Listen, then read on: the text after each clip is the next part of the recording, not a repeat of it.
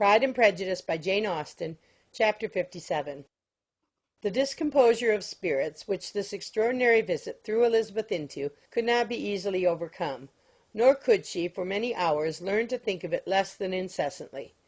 Lady Catherine, it appeared, had actually taken the trouble of this journey from Rosings for the sole purpose of breaking off her supposed engagement with Mr. Darcy.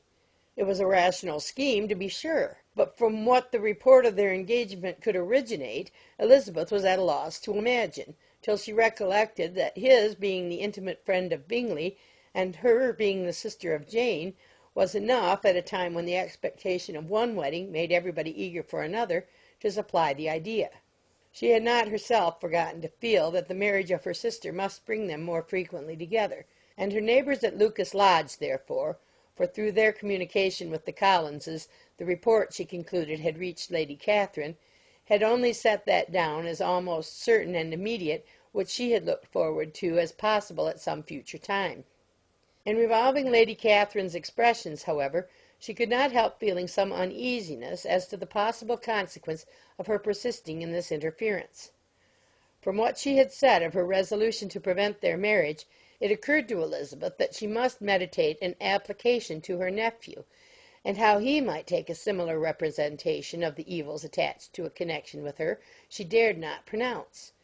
She knew not the exact degree of his affection for his aunt, or his dependence on her judgment, but it was natural to suppose that he thought much higher of her ladyship than she could do, and it was certain that, in enumerating the miseries of a marriage with one whose immediate connections were so unequal to his own, his aunt would address him on his weakest side. With his notions of dignity, he would probably feel that the arguments, which to Elizabeth had appeared weak and ridiculous, contained much good sense and solid reasoning. If he had been wavering before as to what he should do, which had often seemed likely, the advice and entreaty of so near a relation might settle every doubt, and determine him at once to be as happy as dignity unblemished could make him. In that case he would return no more. Lady Catherine might see him in her way through town, and his engagement to Bingley of coming again to Netherfield must give way. If, therefore, an excuse for not keeping his promise should come to his friend within a few days, she added, I shall know how to understand it. I shall then give over every expectation, every wish of his constancy. If he is satisfied with only regretting me, when he might have obtained my affections in hand, I shall soon cease to regret him at all. The surprise of the rest of the family, on hearing who their visitor had been, was very great, but they obligingly satisfied it with the same kind of supposition which had appeased Mrs. Bennet's curiosity, and Elizabeth was spared from much teasing on the subject. The next morning, as she was going downstairs, she was met by her father, who came out of his library with a letter in his hand. "Lizzie," said he, "I was going to look for you. Come into my room." She followed him thither, and her curiosity to know what he had to tell her was heightened by the supposition of its being in some manner connected with the letter he held. It suddenly struck her that it might be from Lady Catherine, and she anticipated with dismay all the consequent explanations. She followed her father to the fireplace, and they both sat down. He then said, "I have received a letter this morning that astonished me exceedingly. As it principally concerns yourself, you ought to know its contents. I did not know before that I had 2 daughters on the brink of matrimony. Let me congratulate you on a very important conquest."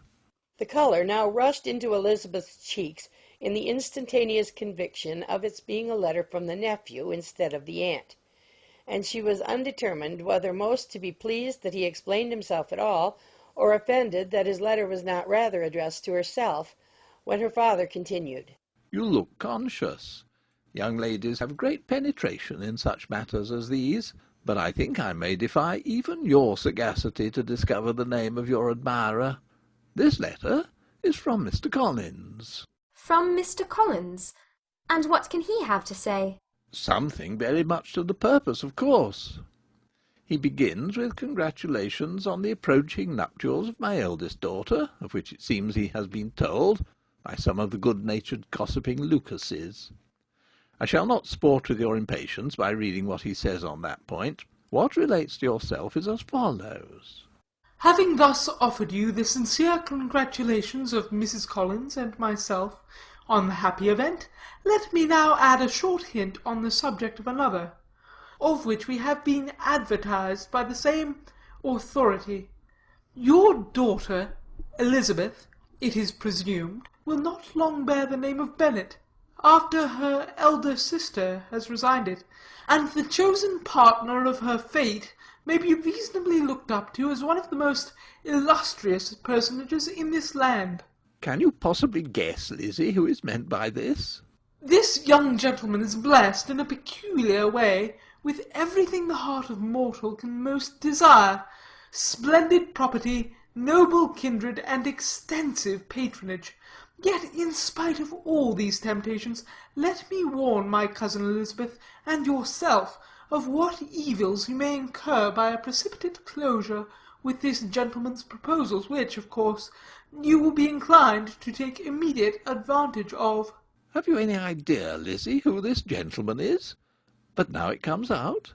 My motive for cautioning you is as follows. We have reason to imagine that his aunt, Lady Catherine de Bourgh, does not look on the match with a friendly eye. Mr. Darcy, you see, is the man. Now, Lizzie, I think I have surprised you. Could he, or the Lucases, have pitched on any man within the circle of our acquaintance, whose name would have given the lie more effectually to what they related? Mr. Darcy, who never looks at any woman but to see a blemish, and who probably never looked at you in his life. It is admirable. Elizabeth tried to join in her father's pleasantry, but could only force one most reluctant smile. Never had his wit been directed in a manner so little agreeable to her. Are you not diverted? Oh, yes. Pray, read on. After mentioning the likelihood of this marriage to her ladyship last night, she immediately, with her usual condescension, expressed what she felt on the occasion, when it became apparent that, on the score of some family objections on the part of my cousin, she would never give her consent to what she termed so disgraceful a match. I thought it my duty to give the speediest intelligence of this to my cousin, that she and her noble admirer may be aware of what they are about, and not run hastily into a marriage which has not been properly sanctioned.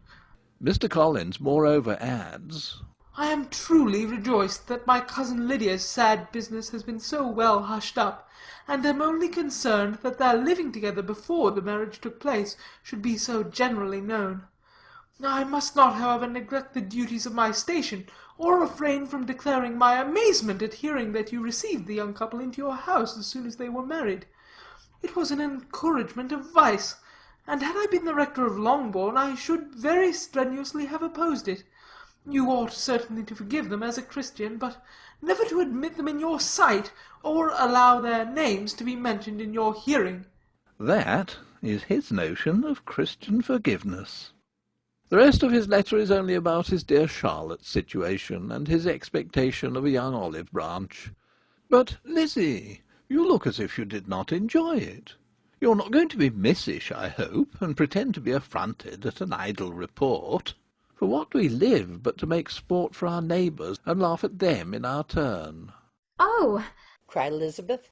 I am excessively diverted. But it is so strange. Yes, that is what makes it amusing. Had they fixed on any other man, it would have been nothing. But his perfect indifference and your pointed dislike make it so delightfully absurd. Much as I abominate writing, I would not give up Mr. Collins's correspondence for any consideration. Nay, when I read a letter of his, I cannot help giving him the preference even over Wickham, much as I value the impudence and hypocrisy of my son-in-law. And pray, Lizzie, what said Lady Catherine about this report? Did she call to refuse her consent? To this question his daughter replied only with a laugh, and as it had been asked without the least suspicion, she was not distressed by his repeating it. Elizabeth had never been more at a loss to make her feelings appear what they were not. It was necessary to laugh when she would rather have cried. Her father had most cruelly mortified her by what he said of Mr. Darcy's indifference, and she could do nothing but wonder at such a want of penetration, or fear that perhaps instead of his seeing too little, She might have fancied too much. End of chapter 57.